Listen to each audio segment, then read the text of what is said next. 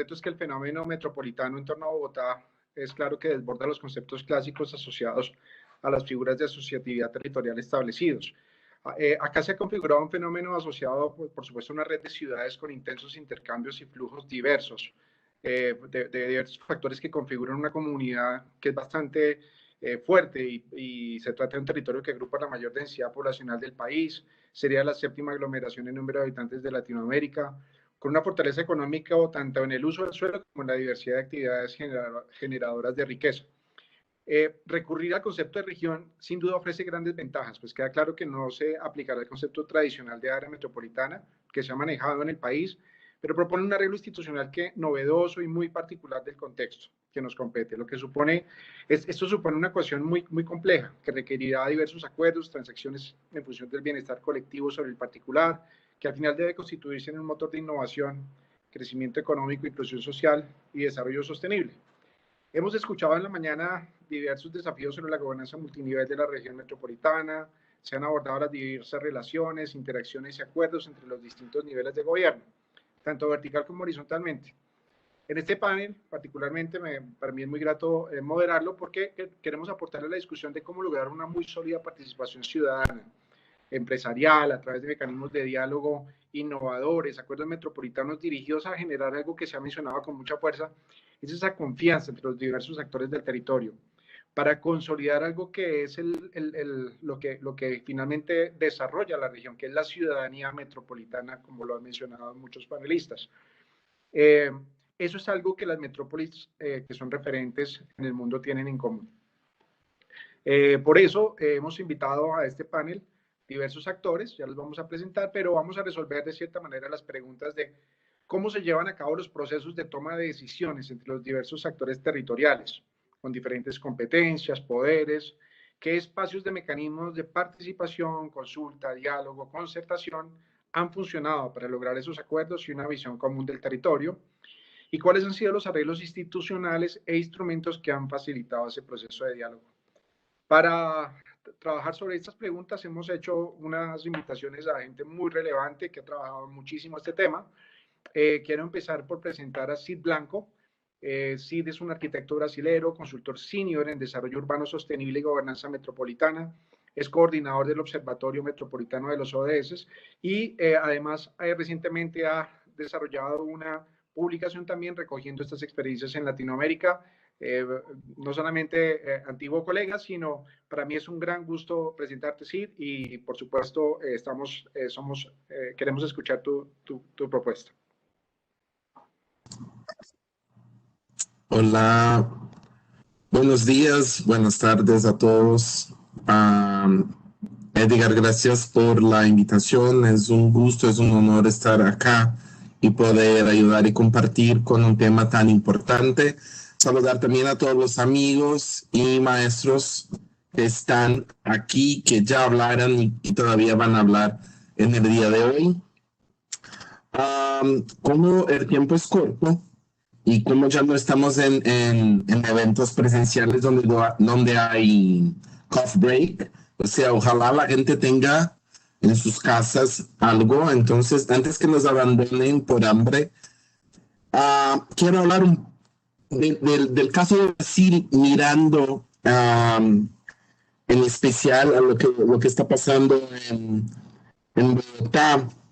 Brasil es distinto de Colombia, a empezar por la forma de gobierno, que somos federativos. Y las áreas metropolitanas se conforman a partir de la decisión del gobernador del departamento. O sea, con una firma del gobernador se conforma una área metropolitana sin participación ninguna de los municipios. Creo que esa es la más gran diferencia que hay en el tema metropolitano entre Brasil y Colombia. O sea, los municipios no participan, no hacen parte, y ahí empieza un problema muy grande en términos de todo, de participación, de planificación, de financiamiento, porque a los municipios les parece que como no hacen parte del proceso, esta tomada de decisión del gobernador les quita poder. y como los municipios son muy fuertes en Brasil. Esta pelea es histórica y, perdón por el perro, y mismo con los cambios en legislación que se hicieron hace muy poco tiempo, porque tenemos una nueva legislación nacional en 2015 para arreglar los temas metropolitanos. Eso no cambió. Y la práctica nos está probando que el hecho de no haber cambiado la manera como participan los municipios sigue que las áreas metropolitanas en Brasil son puramente políticas y las que funcionan por voluntad política, no por necesidad de buscar soluciones comunes a los problemas comunes que tienen esas áreas. Hoy en Brasil, 50% de la población, más de 50% de la población vive en áreas metropolitanas. Seguro que 80% de ellas no son áreas metropolitanas, no son áreas ni regiones como hablamos más temprano, fueran hechas por cuestiones políticas, pero la legislación es muy dura en el sentido de decir cómo debe ser el manejo, la planificación y el financiamiento. O sea, tiene que haber una institución metropolitana que puede ser un departamento dentro de la conformación de la gobernación del Estado, puede ser una empresa. Eso no está muy claro en la legislación. Es posible elegir el formato, pero la tomada de decisión se hace con el gobernador y los alcaldes. ¿Y cómo se hace ese proceso? En cada departamento de Brasil se decide cómo hacerlo. Entonces les voy a compartir dos ejemplos muy rápido. En Río son 22 municipios más el gobernador, o sea, son 23 puntos para la toma de decisión. Los puntos de cada, los puntos de cada ciudad son distintos por población. Y el gobierno regional, departamental, tiene más puntos. O sea, si el gobernador se pone junto con 2 o 3 alcaldes de los 22, ya sale ganando.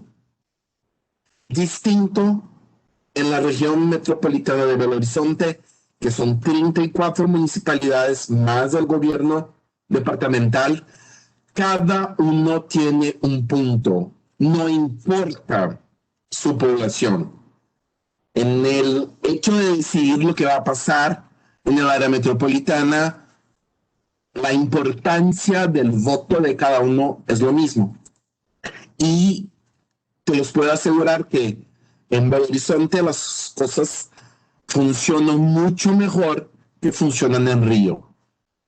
Para empezar con eso. Después hay la parte consultiva, donde sí hay necesidad de tener representantes de la academia, de la sociedad civil, de ONGs, del sector privado, y un representante de ellos debe hacer parte del grupo deliberativo, no con voto, pero con voz. O sea, trae todo lo que se ha debatido en el consultivo para dentro del deliberativo. Y en Belo Horizonte, todo el proceso de planificación del plan metropolitano, que tomó como 3 a 4 años, siendo que de estos 4 años, 2 fueron de participación, de construcción de participación y de ciudadanía metropolitana. Esta gente toda fue para el Consejo Consultivo. Y parte del Consejo Consultivo sigue teniendo el apoyo de un grupo que en la legislación no existe, pero que se conformó en el proceso de la planificación y que sigue teniendo la oportunidad de hablar lo que piensa en las reuniones del Consejo. Ya en Río, la planificación tomó como 2 años y medio y toda la gente que ahí participó estaba incluida en el Consejo Deliberativo, pero con un cambio de legislación se quitó toda esta gente, trayendo gente nueva que no había participado de nada y sin conexión con los ciudadanos metropolitanos. De nuevo, el Consejo Consultivo de Belo Horizonte pasa súper bien, es increíble, súper fuerte, pone presión a los gobiernos, pone presión a los alcaldes participan. Mientras tanto, en Río no pasa nada, no hay conexión ninguna con la población. Por fin, en el tema de financiamiento, esto sí es lo más difícil, porque en realidad, como los municipios no son invitados a decidir si quieren hacer parte o no, es muy difícil después darles la cuenta a pagar. Pero es eso que pasa, y como no tenemos como el ejemplo de ahí de Colombia, de Medellín, donde el área metropolitana tiene fuentes de recursos por medio de servicios. Todo el presupuesto que viene para el área metropolitana viene del gobierno del departamento. Los municipios no participan. Y la población no comprende que hay necesidad de participar de este financiamiento para que de alguna manera sea posible que se pase alguna cosa en el tema metropolitano. La pandemia nos ha mostrado que la gobernanza metropolitana en Brasil no funciona, no pasa de nada, no hubo conexión o intercambio y desafortunadamente, con la excepción de Belo Horizonte, que ahí viene muy lentamente haciendo un trabajo reconocido, no tenemos otros ejemplos muy buenos en Brasil. Y ahí creo que lo más importante para vos en este momento es, primero, definir los servicios compartidos que quieren trabajar. Esto es el R principal del trabajo metropolitano. Agregar a la población y a enseñarles lo que es ser metropolitano, traerlos para el proceso de formación y de planificación para que alcaldes, gobernadores, población, la universidad, las sociedades, las ONGs, el sector privado puedan trabajar juntos en la construcción de esta área metropolitana. Espero tenerlo ayudado. Muchísimas gracias por la oportunidad y pronto, como hablo de enviar, lanzaremos la publicación de la investigación que se hizo con CEPAL en 8 países de América Latina sobre la gobernanza y los comparto mientras tenga el enlace. Gracias.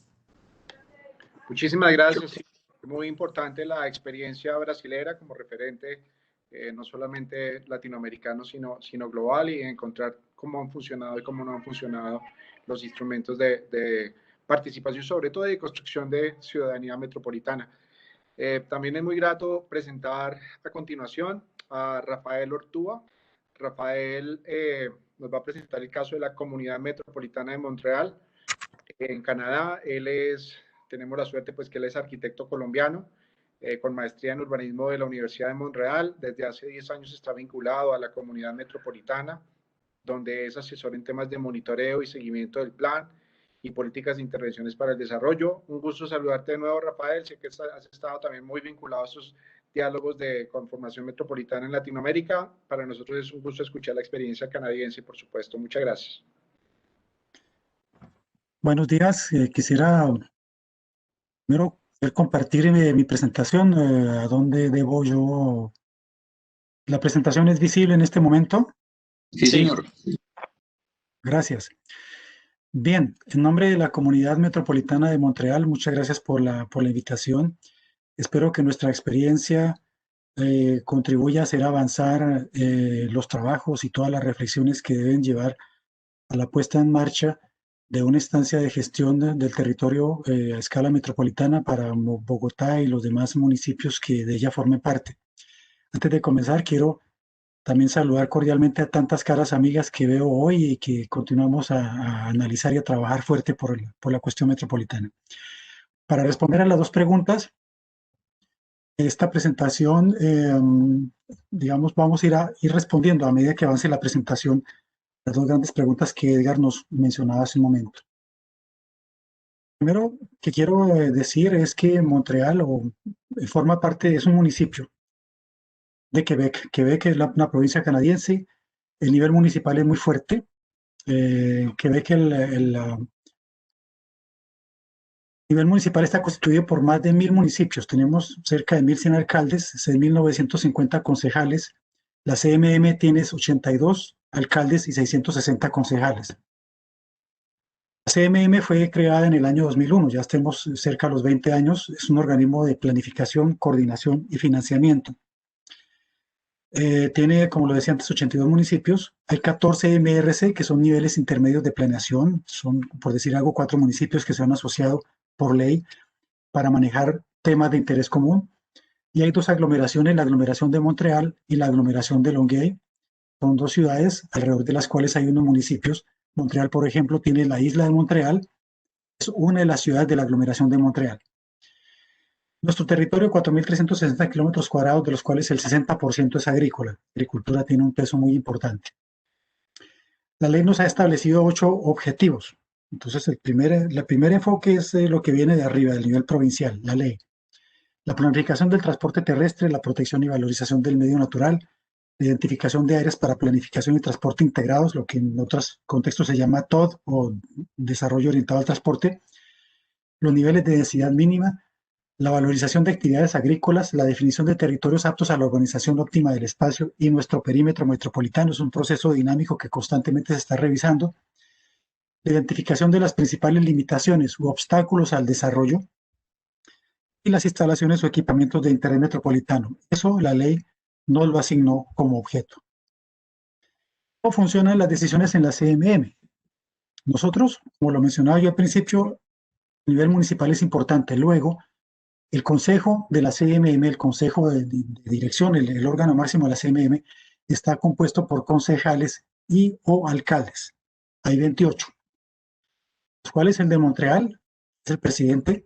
Hay otros 2 alcaldes por ley obligatorio de las 2 ciudades que siguen en importancia demográfica, y el resto, los otros 25, están repartidos en orden demográfico. Es decir, que Montreal, por ejemplo, tiene 14 representantes, incluido Montreal, no, yo digo la aglomeración de Montreal, que son Montreal y otras 13 ciudades.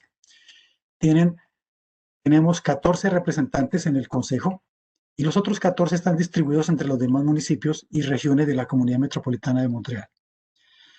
De este consejo salen 8 miembros que van a formar parte del comité ejecutivo. También es presidido por el alcalde de Montreal y también ocupan una silla por ley los alcaldes de Longueuil y de Laval, que son las 2 ciudades que siguen en importancia.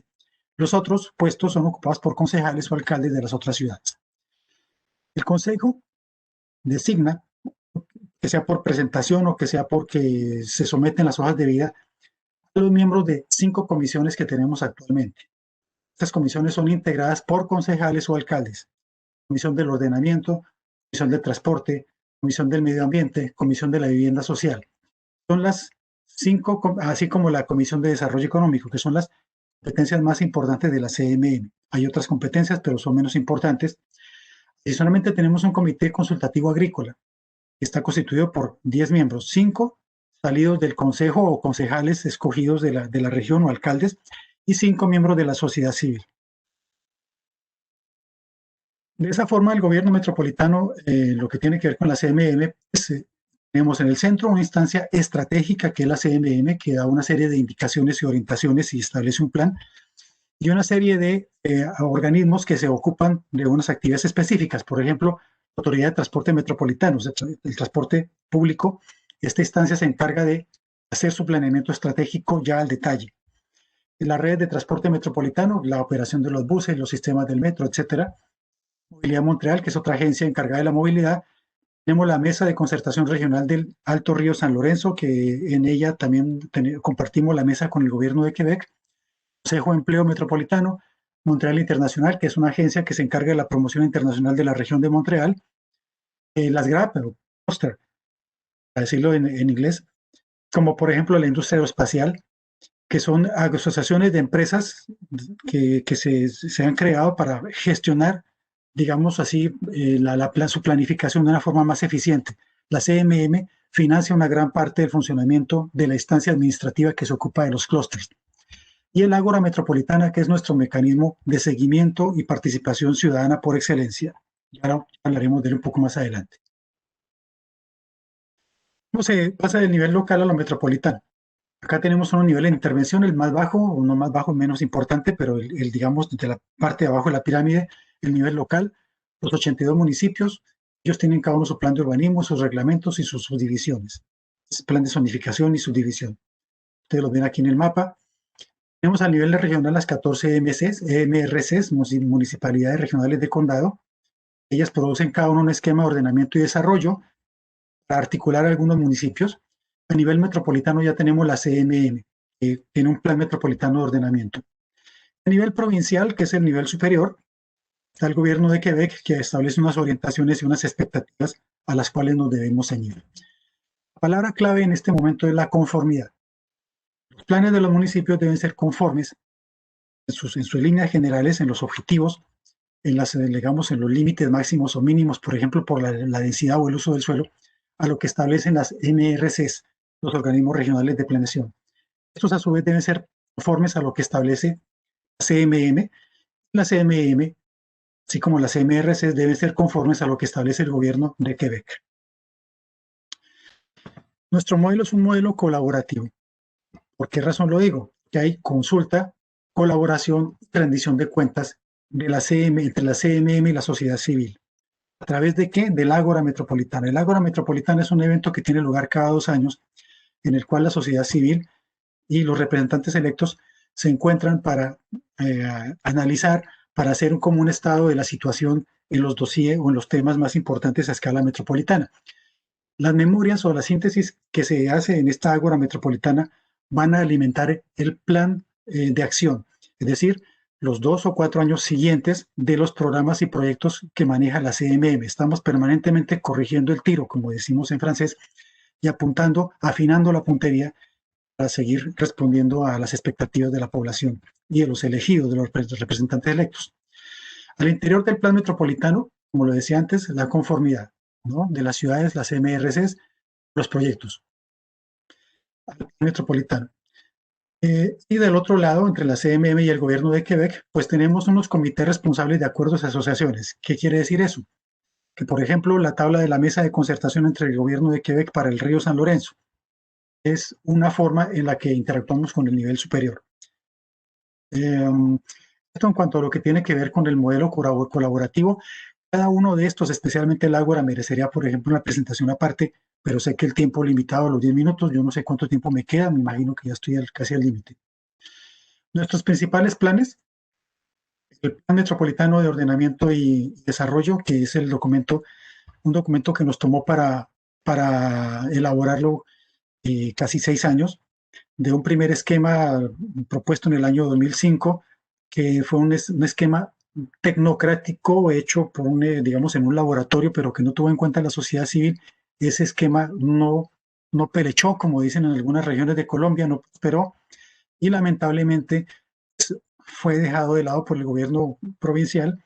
Se nos exigió por ley un plan nuevo y finalmente en el año 2012 llegamos con este plan, es el plan de desarrollo.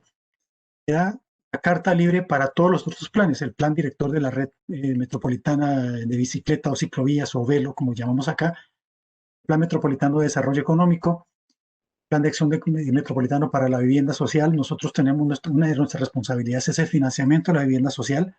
A veces la mitad del presupuesto de la CMM, nuestro presupuesto en el año 2019 fue de $140 millones. En ocasiones la mitad de ese presupuesto se va para financiar la vivienda social. Comentario de cómo se implica el nivel municipal en el funcionamiento de la CMM, también a través del financiamiento. La ley estableció que la CMM se financia por cuotas partes. Cada municipio, de acuerdo a su potencial demográfico o económico, contribuye con un porcentaje que en general está del orden del 1% del presupuesto. Estoy redondeando, es un redondeo bastante grueso, pero para atender 140 millones de dólares de presupuesto anual para un organismo de gestión a escala metropolitana y que esa fuente sea más o menos estable, hace falta que los municipios contribuyan. La ley establece cómo tienen que hacerlo. Y si ustedes no lo saben, yo les comento, nuestra principal fuente de ingresos, casi el 70% son los impuestos prediales. Es una fuente estable. Entonces eso también permite que de alguna forma los municipios tengan una fuente estable para poder seguir contribuyendo y seguir financiando esto que en fin de cuentas va a beneficiar a ellos. Nosotros hacemos la planificación del territorio, coordinamos a los municipios, a las entidades que tienen que ver con esa planificación y con lo que pasa en el territorio y financiamos algunas actividades que son de interés metropolitano. Con esto espero no haber pasado en el tiempo y he llegado al final de la presentación. Muchas gracias.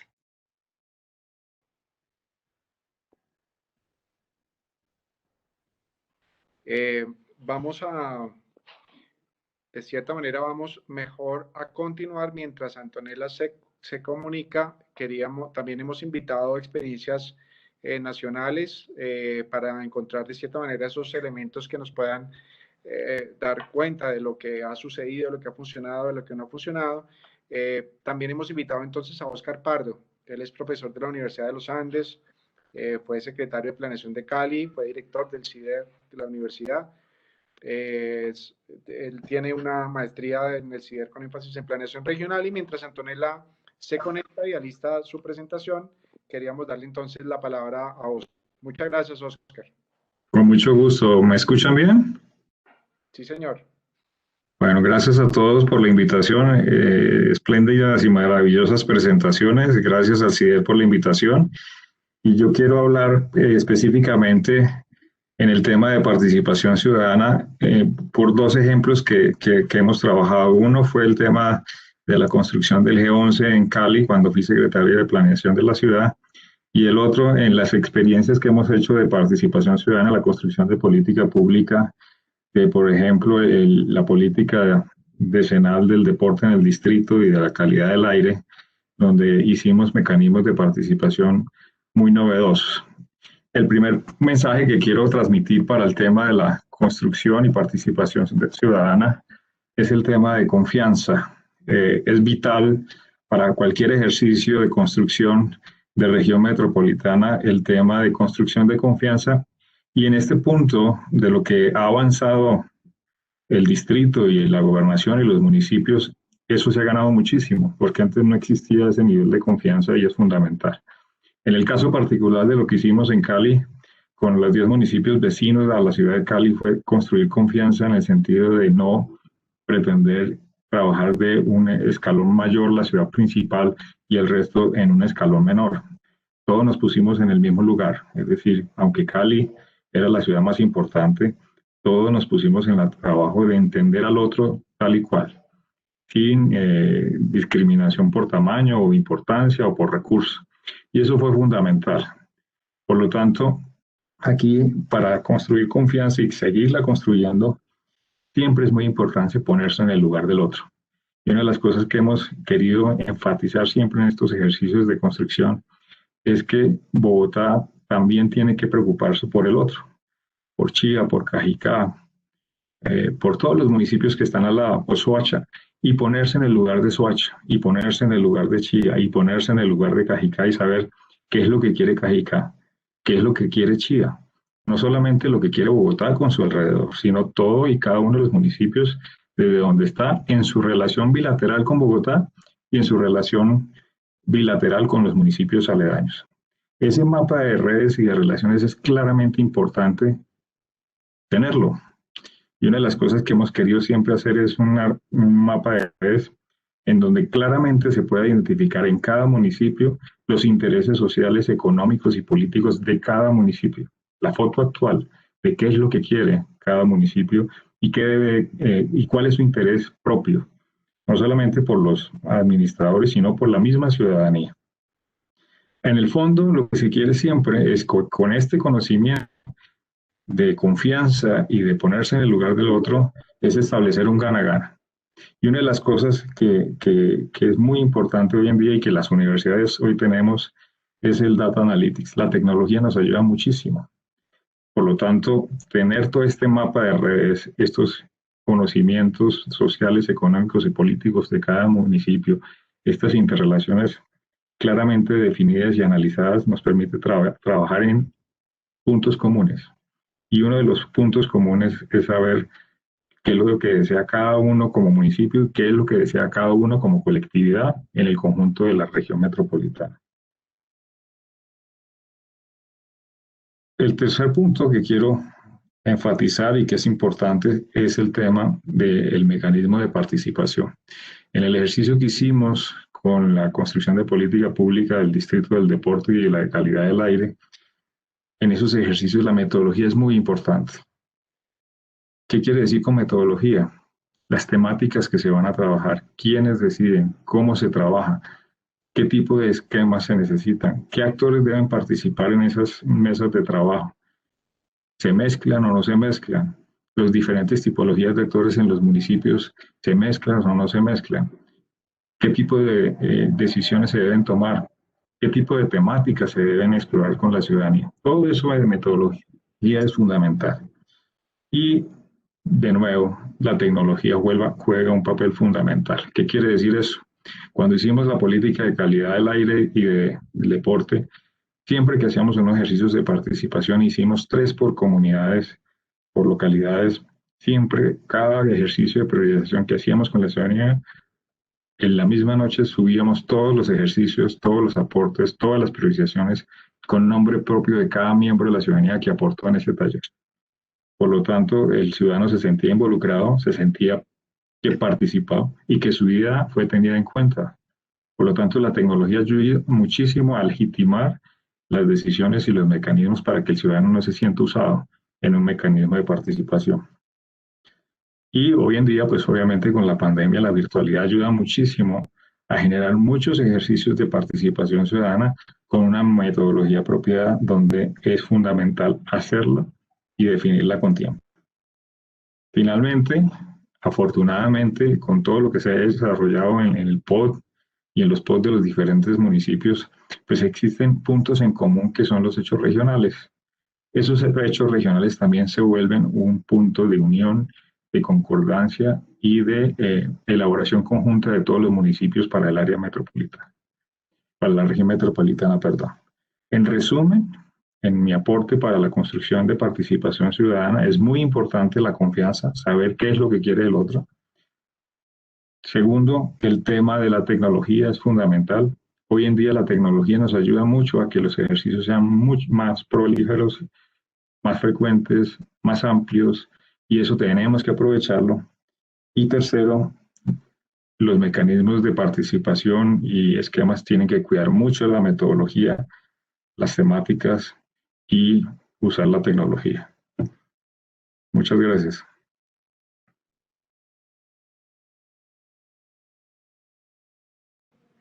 Muchísimas gracias, Oscar.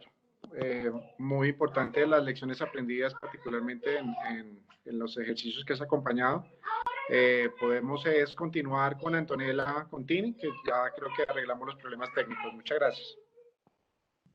Vale, allora la próxima, por favor.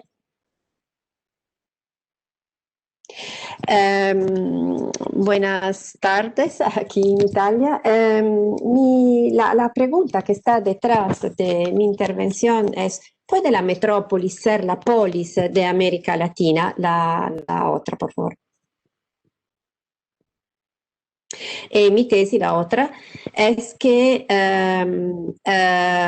necesitamos investigar sobre cuáles son las condiciones para la gobernanza participada y el derecho al paisaje.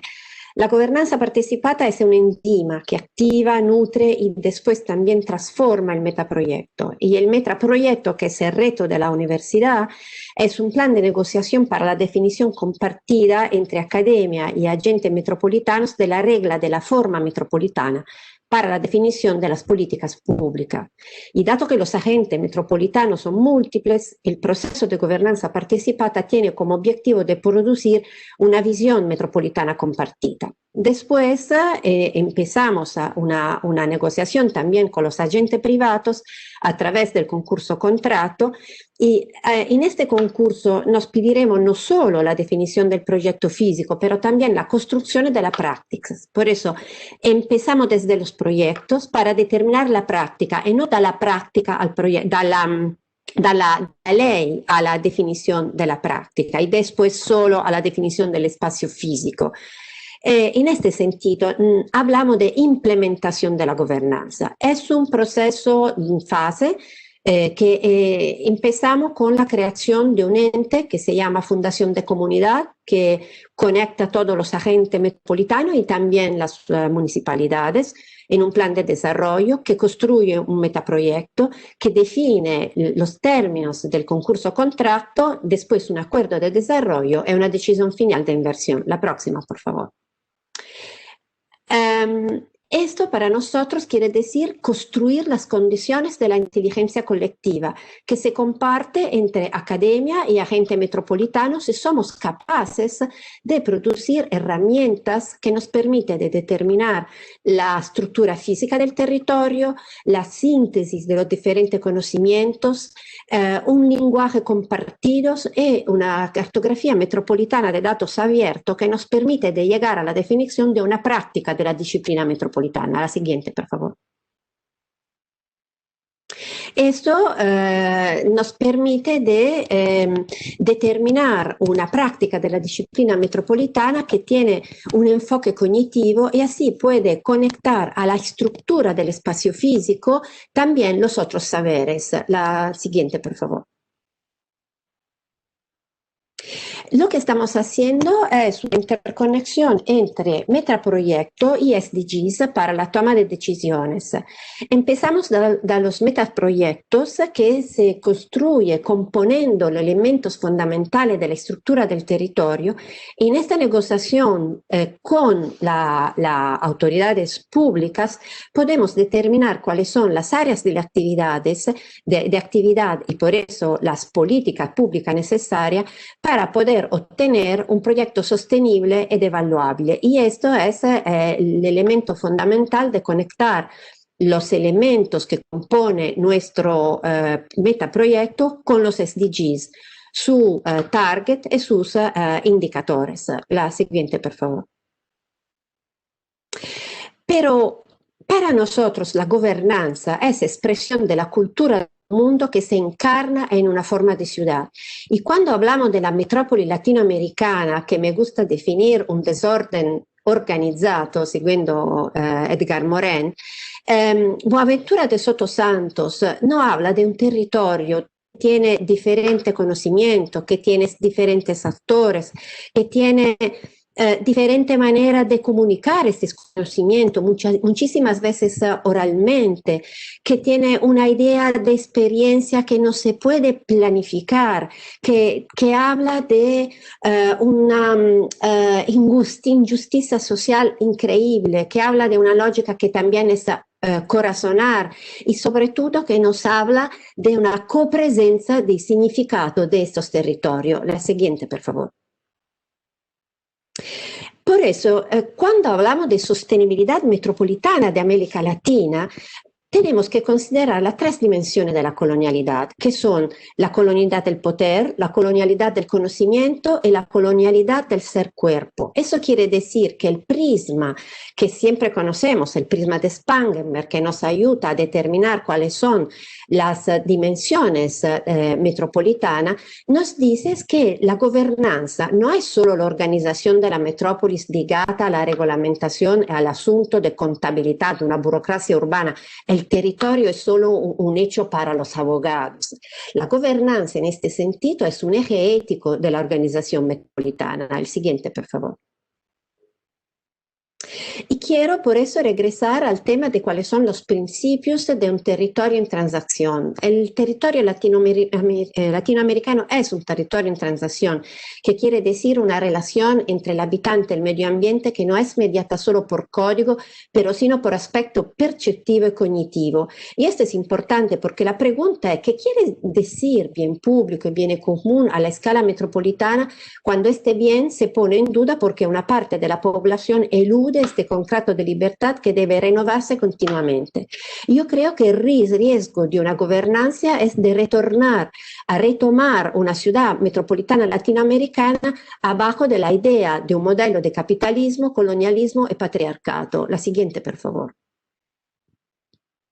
Y regreso a lo que nos ha dicho Kamala Harris, la democracia no es un estado, es un acto. La siguiente, por favor. Y por eso regreso a lo que nos ha contado en un seminario de vuestra universidad, Eduardo Moreno, que nos ha hablado de una competitividad nueva que quiere decir conectividad para hacer una nueva sinergia. No ha hablado de la necesidad de una negociación formal e informal para lograr un derecho político ciudadano, de un plan metropolitano que no es una región metropolitana independiente, ma vinculata a un plan urbano nacional que quiere decir una noción de servicio, del servicio que la metrópoli logra y hace para la integración regional dentro un concepto de Estado nacional, la idea de igualdad. Y sobre todo, Eduardo Moreno nos ha hablado de la necesidad de un proyecto metropolitano que puede dar forma a la democracia. Nos ha dicho que no es solo un tema de gestión, ma es un tema de construcción de cultura política metropolitana que ya no está. La otra, por favor. Y Luca Gaeta nos ha hablado de los límites administrativos que se construyen sobre los campos de acción, intentando capturar, contener y regular los campos de acción que ya existen. Los campos administrativos son correctos, dice Gaeta, y el control administrativo es adecuado si pueden superponerse con los campos de acción, acompañando a los ciudadanos en su movimiento sin forzarlos. En este sentido, la gobernanza es expresión de una cultura que se encarna en una forma de una ciudad, porque es la forma en la que se organiza el poder administrativo que determina una parte esencial de la vida del ciudadano que está ligada a lo que llamamos derecho a la ciudad. La siguiente, por favor.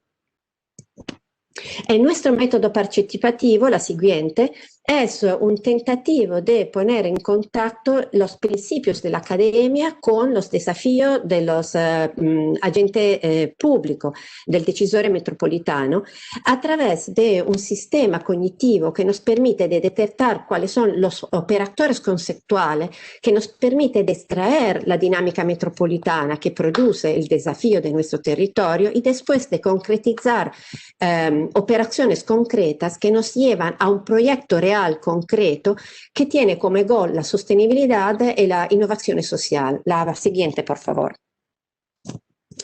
Las herramientas que hemos construido son primero un software de glosario que nos permite de poner en un sistema semántico los valores que son representados da palabra y conceptos clave y concepto relativo.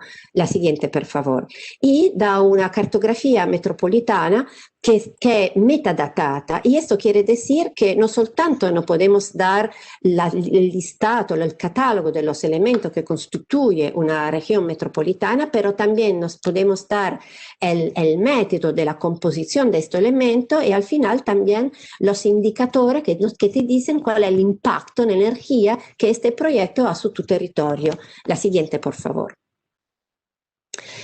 Esta herramienta nos permite de dialogar también con todos los expertos metropolitanos, porque las herramientas son las mismas y los expertos metropolitanos pueden elegir en el software de glosario cuáles son los elementos que desde su punto de mirada pueden representar el desafío metropolitano. El experto metropolitano después tiene que encontrar la síntesis de estas diferentes perspectivas, nosotros los llamamos mapa de dinámica, que nos permite de llevar a cabo de una Metropolitan Acupuncture Chart. La siguiente, por favor, y otra 2 o 3 más veloces. Esta, otra y otra más.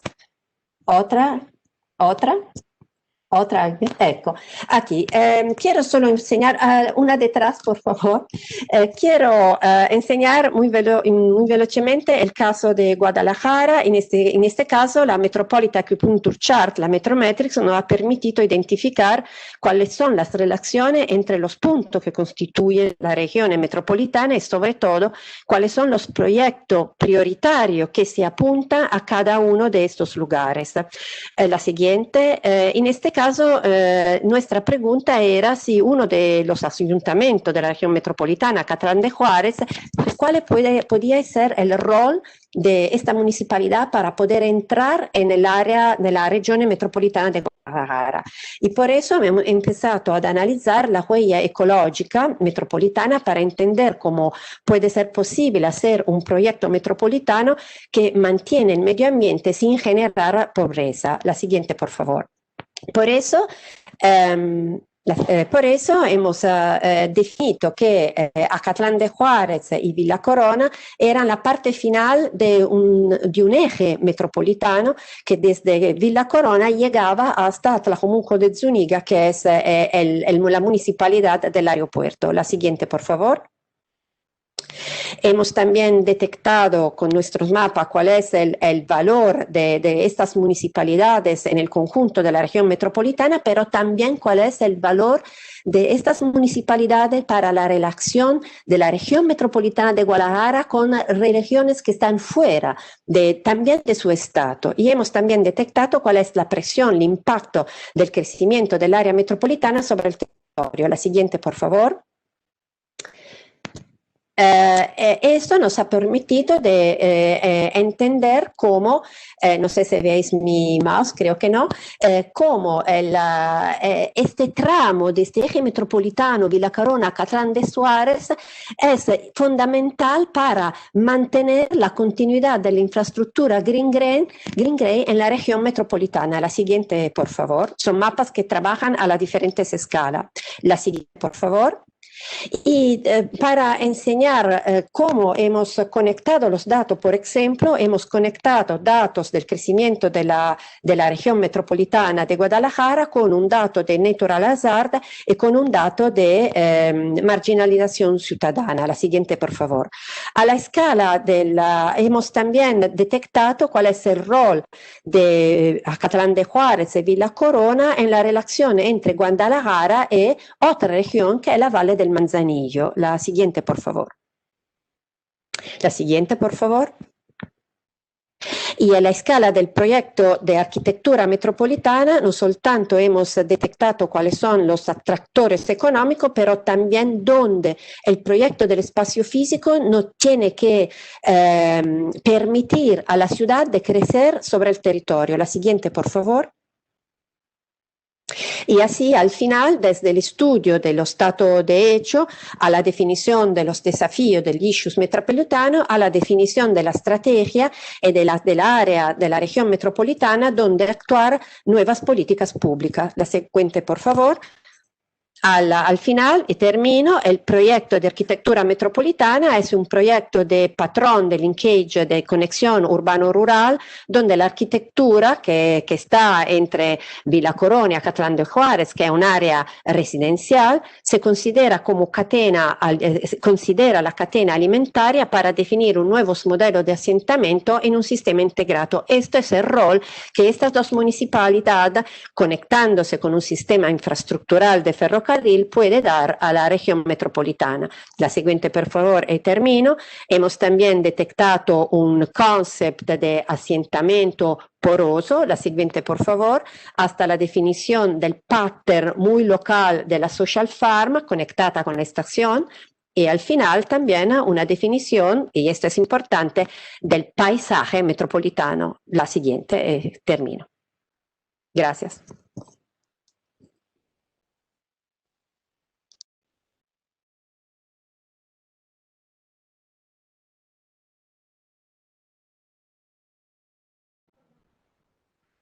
Muchas gracias, Antonella. Muchísimas gracias por tu presentación. Ilustra mucho lo que estamos discutiendo en este foro. Y sin duda estamos acá siendo testigos de la muerte de la larga distancia. Hemos ido de España, Brasil, Chile, México, Argentina, Italia, en Colombia por Medellín, por Cali, por supuesto por Chía, y para nosotros es muy importante la voz de los alcaldes, escuchar lo que están planteando los alcaldes, sus inquietudes, sus propuestas alrededor, digamos, de la constitución y conformación de la región metropolitana, y por eso es muy grato invitar y darle la palabra al alcalde de la ciudad de Funza. El alcalde pues ha sido no solamente un entusiasta digamos, de la integración nacional, sino que ha puesto sobre la mesa una serie de elementos muy importantes. Él es abogado, especialista en Derecho Administrativo y candidato a maestría en Planeación Urbana y Regional de la Universidad Javeriana. Ha sido asesor de despacho de la Gobernación de Cundinamarca y actualmente, por supuesto, es el alcalde de Funza en el presente periodo. Alcalde, muchísimas gracias por su participación y por todo su involucramiento activo en este proceso.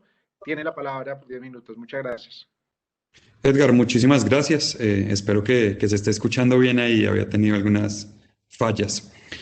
Primero agradecer al CIDER la invitación, agradecer a todos los compañeros pues, de panel porque se ha enriquecido, como usted lo decía, Edgar, desde todos los rincones del mundo esta participación de construcción de ciudad-región y es muy valioso poder estar escuchando y enriqueciendo.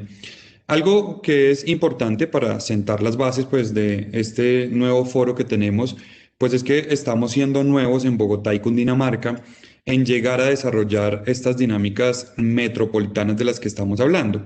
Y este acápite del foro pues tiene dos puntos principales. El primero es los acuerdos metropolitanos y el segundo el tema de participación ciudadana. Como su merced lo decía Edgar en la introducción, pues yo en parte de mi trabajo de maestría y también como entusiasta de la región metropolitana tuve a bien hacer una serie de encuestas, bastantes, 1.800, 1.300 en Cundinamarca, 500 en 5 localidades de Bogotá y eso ha arrojado unos resultados interesantes. El primero que a mí me parece importantísimo tener en cuenta es que hay un gran desconocimiento de qué es la región metropolitana. Yo tengo aquí la cifra exacta y lo que nos arrojó un poco la medición es que la gente no sabe qué es la región metropolitana, por lo menos en Bogotá y Cundinamarca, pues se tiene un 59% de desconocimiento acerca de la región metropolitana entre Bogotá y Cundinamarca. Es decir, redondeando un poco, el 60% de la población cundinamarquesa y bogotana no sabe que estamos en un proceso de metropolización o de posibilidad de llegar a ser una región metropolitana. Eso por un lado. Por otro, lo que también la encuesta nos arrojó es que hay un tema también que todavía afecta la confianza para llegar a constituir región metropolitana. Dice la pregunta, si se conformara la región metropolitana, ¿usted cree que los efectos serían positivos para Bogotá y para Cundinamarca? El 33%. Positivos para Bogotá, pero negativos para Cundinamarca, el 27%. Negativos para Cundinamarca y positivos para Bogotá, apenas el 5%. Quiere decir que los bogotanos están convencidos de que a ellos les va a ir bien, son optimistas, pero los cundinamarqueses tienen en su retina un poco de miedo todavía sobre lo que puede ser la región metropolitana. Ese miedo sumado al desconocimiento que se tiene. Y finalmente hay una pregunta que ya atañe mucho al tema del foro y es, ¿quién cree que debería tomar la decisión sobre la entrada de Bogotá y de los municipios de Cundinamarca a la región metropolitana? El 55% de la población dijo que la decisión de entrada debería ser tomada por la ciudadanía a través de una consulta popular. Con eso, un poco lo que quiero decir es que estamos en un capítulo de desconocimiento, en un capítulo todavía de temor, por lo menos en Cundinamarca, y en un capítulo en el que la gente quiere tener la posibilidad de decidir.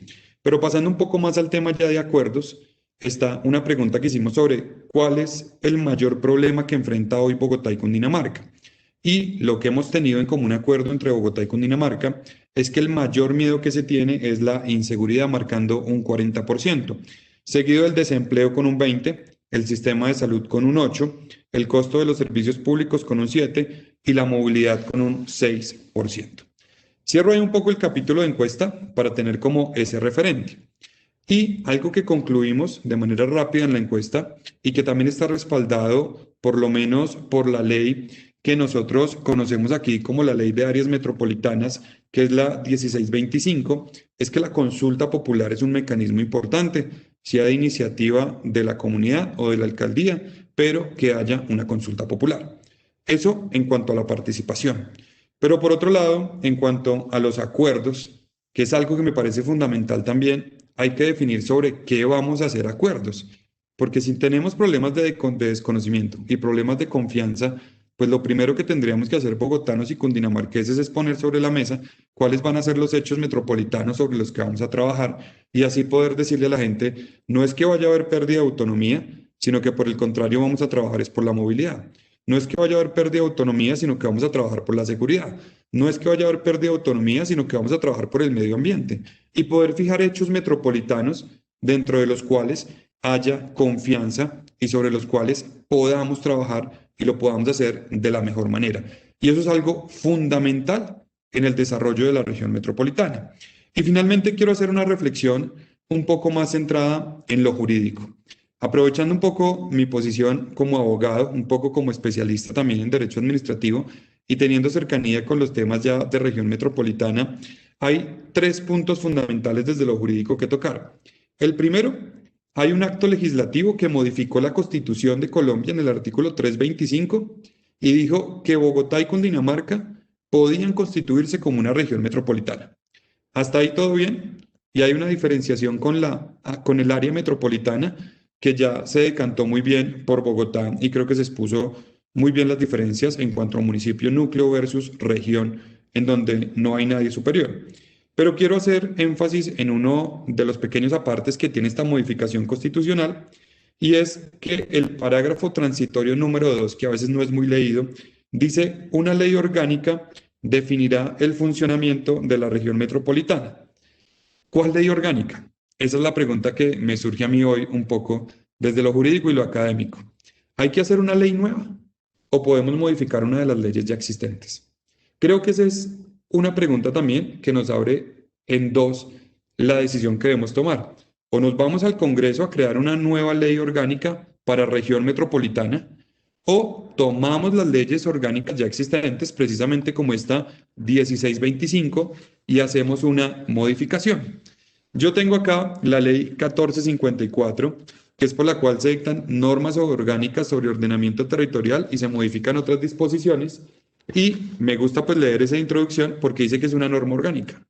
Pero también tengo aquí la 1625 en mis manos y también la introducción dice que es una norma orgánica. El artículo primero dice: la presente ley tiene por objeto dictar normas orgánicas para dotar las áreas metropolitanas de un régimen político, administrativo, etcétera, etcétera. Entonces la pregunta que me surge a mí para comenzar un poco este tema jurídico es: ¿hay que regular la región metropolitana a través de una ley orgánica, pero nueva? ¿O podemos modificar las leyes orgánicas ya existentes sobre ordenamiento territorial? Mi propuesta hoy, desde lo académico, es: no nos llenemos de más leyes orgánicas. No tenemos que estar haciendo leyes y leyes y leyes y leyes en un país donde ya existen demasiadas leyes para regular un tema que apenas va a tener pequeños cambios en cuanto a la diferenciación con el área metropolitana. Mi propuesta realmente para este foro, desde la participación ciudadana y desde la consecución de acuerdos, es que modifiquemos la ley 1625 del 2013, por medio de la cual se deroga una ley orgánica que es la 128 y se expide el régimen de áreas metropolitanas para que no sea solo el régimen de áreas metropolitanas, sino el régimen también de áreas metropolitanas y regiones metropolitanas. ¿Por qué propongo esto? Porque la base normativa va a terminar siendo igual. Vamos a compartir los mismos principios, vamos a compartir casi que los mismos procesos de conformación y vamos a tener de los 39 artículos que tiene esta ley, coincidencia por lo menos en el 70% de los mismos. No vamos a cambiar los principios de las áreas metropolitanas con los principios de las regiones metropolitanas. Y ese es el grueso de la ley que tenemos. Yo tengo acá la ley, como se los decía, y habla acerca de todos los principios de las áreas metropolitanas, que podría uno enumerarlos, podría uno estar haciendo una profundización sobre los mismos, y el de solidaridad, subsidiariedad, todo lo de conurbación, todos los temas relativos con no pérdidas de autonomía, van a ser parte de la área metropolitana como de la región metropolitana. Yo creo que lo que debemos hacer es una modificación de esta ley de áreas metropolitanas para quitar algo que en mi concepto jurídico también es un absurdo, y es que hayamos tenido una ley de áreas metropolitanas que excluyera a Bogotá y a Cundinamarca. Ustedes conocen la ley de áreas metropolitanas y lo primero que dice es que esta ley no va a aplicar para Bogotá y Cundinamarca. Y además de ser lo primero que dice, que es el parágrafo del artículo primero, también nos lo vuelve a repetir en el artículo final, que es el artículo ya 39. Dice: régimen especial para Bogotá y Cundinamarca. La ley definirá las reglas especiales a las que se sujetará la conformación de un área metropolitana entre Bogotá y los municipios colindantes con el departamento. Y esta norma constitucional modificada ya también abrió la puerta para que Bogotá y municipios aledaños tengan área metropolitana. Hay que hacer otra ley para que Bogotá tenga área metropolitana cuando ya abrió la posibilidad de la Constitución, o mejor modificamos esta ley que ya ha pasado por controles jurídicos, que ya ha pasado por la Corte Constitucional y que tiene todo un respaldo de exequibilidad. Y finalmente, algo que quiero aportar precisamente sobre el título de lo que hemos venido trabajando, es que el artículo 32 dice cuáles son los actos metropolitanos. Dice: los actos de la Junta Metropolitana se denominarán acuerdos metropolitanos. Ahí está la clave. Hablábamos de acuerdos metropolitanos. La ley ya dice que es un acuerdo metropolitano. Son los actos emanados de la Junta Metropolitana de un área metropolitana. Pero, ¿cuál va a ser el nombre de lo que decida el Consejo Metropolitano de la región metropolitana? Pues también van a ser un acuerdo metropolitano.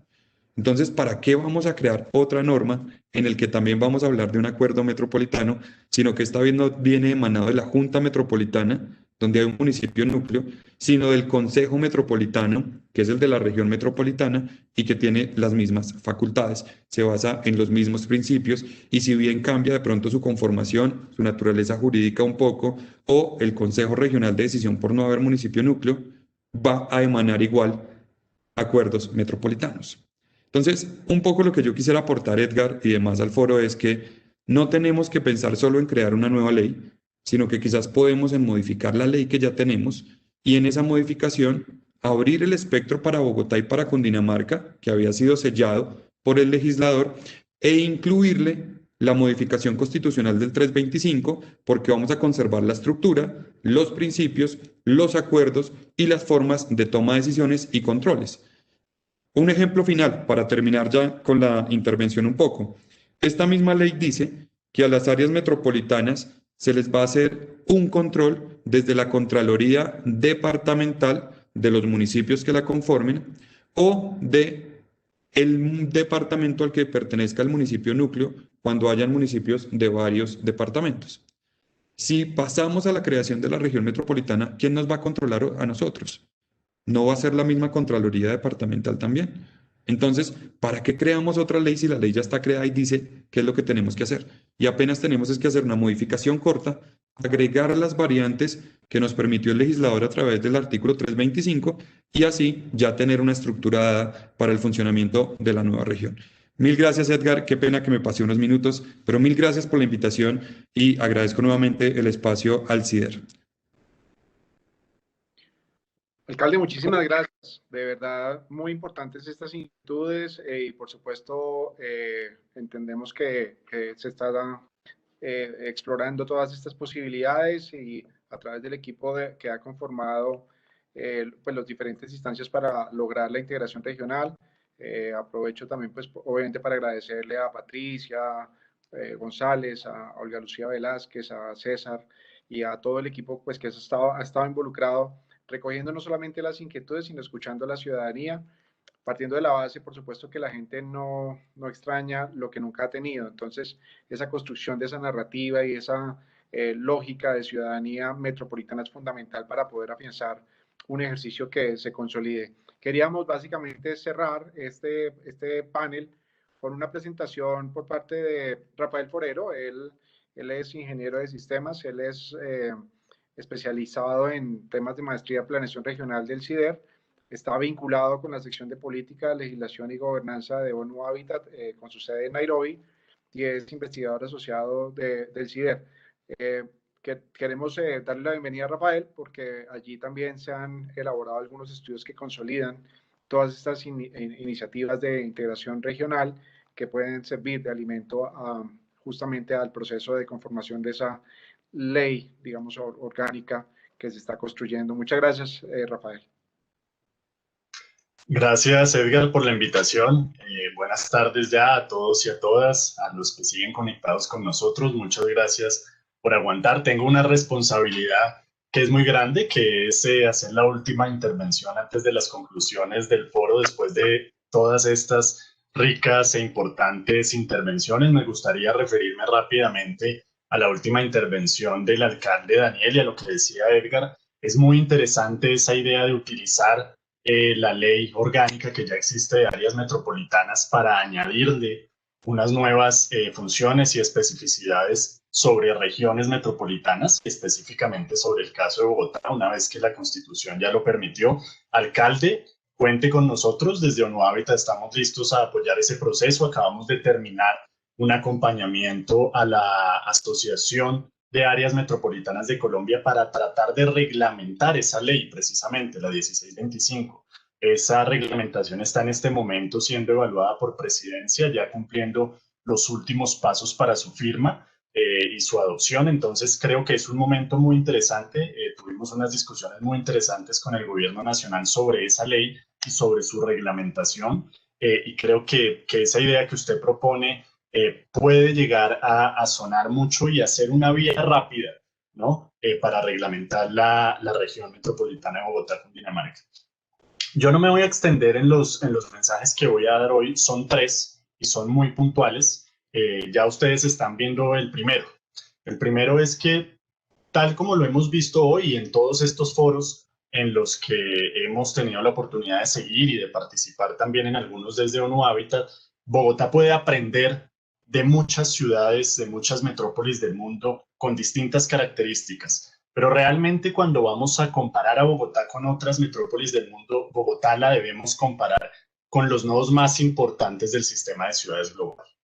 Y es que las discusiones que se están teniendo en Bogotá por sus particularidades de ciudad capital, de metrópoli de más de 10 millones de habitantes no son fáciles. No se ha podido consolidar de una manera fácil la gobernanza metropolitana en este tipo de ciudades como Bogotá y su región. Fíjense en ese mapa nos muestra, según un estudio reciente que hemos publicado en ONU Hábitat sobre el estado global de las metrópolis, las 1934 metrópolis que hoy en día, en 2020, existen en el mundo. Esas 1934 metrópolis, con más de 300.000 habitantes, acumulan el 60% de la población urbana, o lo que equivale a 1/3 de la humanidad. Pero de esas 1934, solo 34 son como Bogotá. Y es que son metrópolis de 10 o más millones de habitantes. En Latinoamérica tenemos 6. Tenemos a Ciudad de México, tenemos a Lima, tenemos a Buenos Aires, Sao Paulo, Río de Janeiro y Bogotá.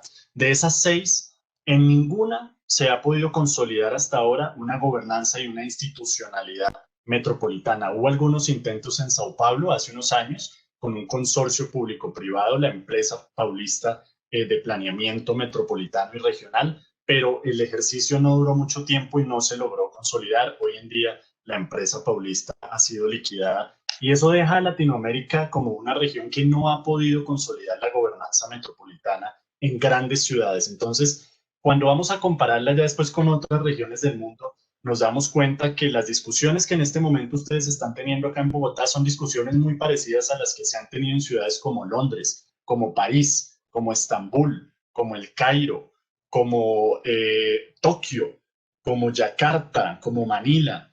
Es decir, de las grandes ciudades o los grandes nodos de este sistema de ciudades global. En algunos de ellos se ha podido consolidar esta gobernanza metropolitana o multinivel, porque realmente siempre que estudiamos la gobernanza en niveles supramunicipales en estas grandes ciudades, nos damos cuenta que está conformada por múltiples instancias, metropolitanas, regionales, metrorregionales, que todas caben sobre o entran en este paraguas de la gobernanza multinivel. Entonces, déjenme felicitarlos, el primer mensaje es ese, no es fácil consolidar la gobernanza desde niveles supramunicipales en ciudades como Bogotá. Hay muy pocas en el mundo ciudades como Bogotá. En Latinoamérica, Bogotá es la primera que está consolidando un ejercicio exitoso y puede llegar a compararse con casos exitosos de otras grandes ciudades del mundo. El segundo mensaje, bueno, y en esta diapositiva ustedes tienen ese código QR que pueden escanear, en donde pueden acceder a esta base de datos global de Metrópolis con algunas tendencias y algunas cifras y mapas, no solo globales, sino también regionales sobre estos procesos de metropolización, que además pueden seguir informando las discusiones técnicas que están teniendo en estos momentos. Ahora sí, el segundo mensaje, siguiente diapositiva, por favor. Es un mensaje muy coyuntural y creo que también, no lo escuché mucho hoy, pero creo que es importante resaltarlo. Y es que esta gobernanza multinivel ha maximizado las respuestas de las ciudades ante la pandemia del COVID-19. Estamos realizando en este momento otro estudio global desde ONU Habitat, un reporte global de ciudades y pandemias. Y estamos analizando 180 casos, distintas medidas que se han tomado en distintos lugares del mundo desde el punto de vista de la gobernanza para poder abordar la pandemia. Hemos encontrado múltiples hechos interesantes y tenemos múltiples hallazgos preliminares. Por ejemplo, hay ciudades que han adquirido más competencias y más responsabilidades para atender la pandemia. Hay otras ciudades a las cuales se les ha quitado competencias, responsabilidades y recursos. Hay ciudades que han logrado implementar estrategias con otros niveles de gobierno, regionales, nacionales o incluso internacionales. Hay ciudades que han implementado medidas en contra de otros niveles de gobierno. Pero uno de los hallazgos más importantes es que aquellas ciudades en donde existe gobernanza multinivel, llámese otra vez metropolitana, regional, metrorregional, los resultados de estas estrategias para atender la pandemia se han maximizado. Y cuando hemos estudiado caso por caso y medida por medida y hemos visto por qué se han maximizado, nos damos cuenta que, por ejemplo, la gobernanza multinivel ha ayudado a que estas medidas, estas ayudas, estos planes de mitigación y de recuperación lleguen mucho más rápido a mayores territorios, a mayores divisiones jurídico-administrativas o gobiernos locales y asimismo a más gente. Es decir, aquellas ciudades donde hay órganos de gobierno metropolitanos o regionales han podido adoptar mucho más rápido medidas y respuestas precisas al COVID-19, interjurisdiccionales, intermunicipales, regionales. Y esto ha logrado que más gente se beneficie de manera más oportuna de todas estas medidas. Entonces, la gobernanza multinivel se convierte incluso en una herramienta principal para poder abordar estas crisis globales de salud y otras crisis del siglo XXI de las grandes ciudades como el cambio climático, las grandes migraciones, la democracia, entre otros. Vamos a tener una serie de webinars para discutir estos hallazgos. De una vez están todos y todas cordialmente invitados. Ahí con este código QR también pueden realizar el registro a estos webinars. El primero va a ser el próximo martes 24 de noviembre, va a ser sobre el capítulo de planificación, y el último va a ser el miércoles 9 de diciembre sobre el capítulo de gobernanza. Entonces, todos totalmente invitados, y creo que estos hallazgos y este reporte que se va a publicar en los próximos meses por ONU Habitat también va a servir mucho para informar esta discusión. Y el tercer mensaje, siguiente, por favor,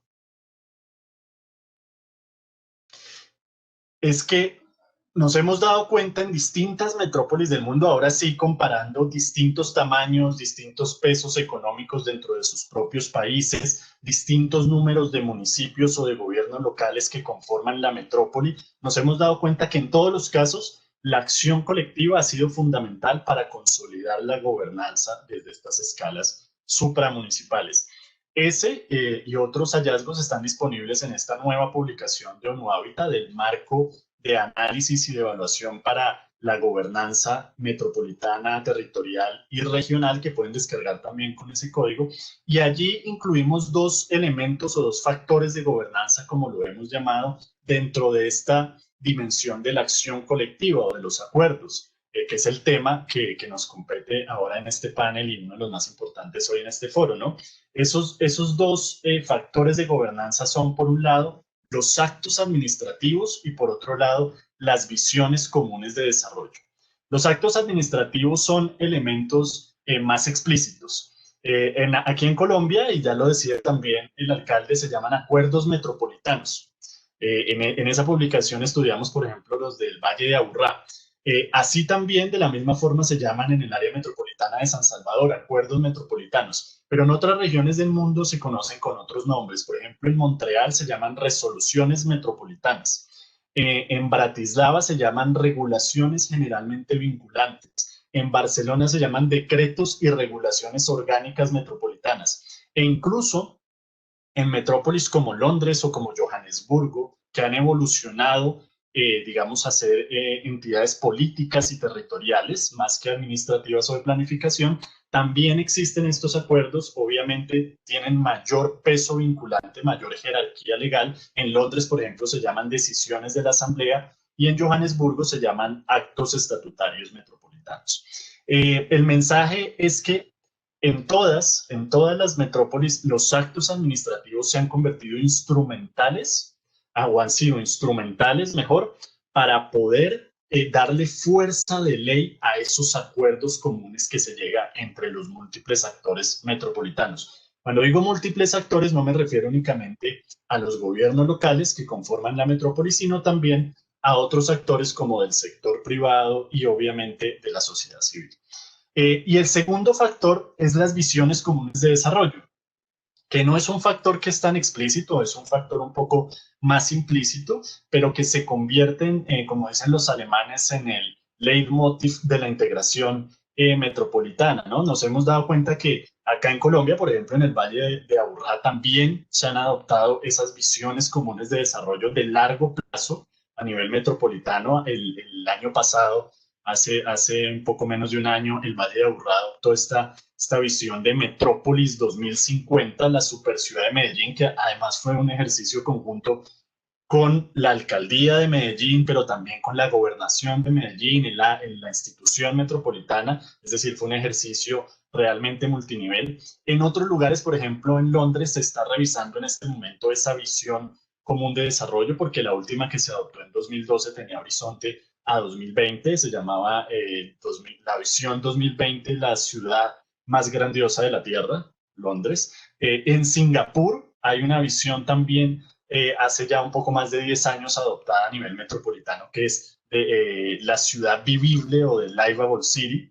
Y en Montreal incluso también, vuelvo y menciono el caso de Montreal porque lo tuvimos en este panel, hay una visión también metropolitana que fue además adoptada con mucha participación de la sociedad civil y de la comunidad. Se llama Heading to the World, o de cabeza al mundo, construyendo una metrópolis competitiva, atractiva, unida y responsable. Es decir, estas visiones de desarrollo que a veces damos por sentado o no las consideramos tan importantes, realmente para la gobernanza multinivel y la gobernanza supramunicipal se han convertido en un factor que puede habilitar o puede restringir la consolidación de esta gobernanza. Yo los invito, no me quiero extender, los invito a descargar esta publicación. Seguramente que los casos que se presentan allí y las recomendaciones también van a ser muy útiles para lo que se está discutiendo hoy, y los dejaría con dos recomendaciones finales, hablando de los acuerdos y de la acción colectiva. La primera es, una vez conseguidos los acuerdos, sea cual sea el mecanismo que usen para conseguirlos, y una vez se decreten estos actos administrativos y se le permita a la región metropolitana adoptar estos actos administrativos, no olviden aplicarles fuerza de ley. La fuerza de ley es fundamental para blindar los acuerdos y los actos administrativos, y así nos hemos dado cuenta que es estudiando muchos casos alrededor del mundo. Y la segunda es, no olviden incluir estas visiones comunes de desarrollo una vez concertadas entre múltiples actores. No las olviden incluir en los procesos de toma de decisiones, en los instrumentos territoriales, en los planes y en las políticas sectoriales que adopten, y incluso en los actos administrativos. Es decir, estas visiones de desarrollo se deben convertir en la guía permanente del proceso de integración metropolitana. Muchas gracias, Edgar, de nuevo. Un saludo a todos mis compañeros del panel y a todos y a todas las que nos escuchan en este momento. Muchas gracias, Rafael, digamos que por todos los tips que le has dado al proceso y por supuesto estaremos muy atentos a continuar. Quiero agradecerle a todos los panelistas, particularmente por supuesto a la gente que nos ha acompañado también en este espacio de reflexión que tiene como objetivo darle insumos desde lo técnico, desde lo práctico, desde lo académico, a esa ley orgánica que se debe constituir para hacer realidad algo que realmente es inaplazable si queremos hablar de desarrollo sostenible en nuestra ciudad y en nuestra región. Los voces de los alcaldes son muy relevantes.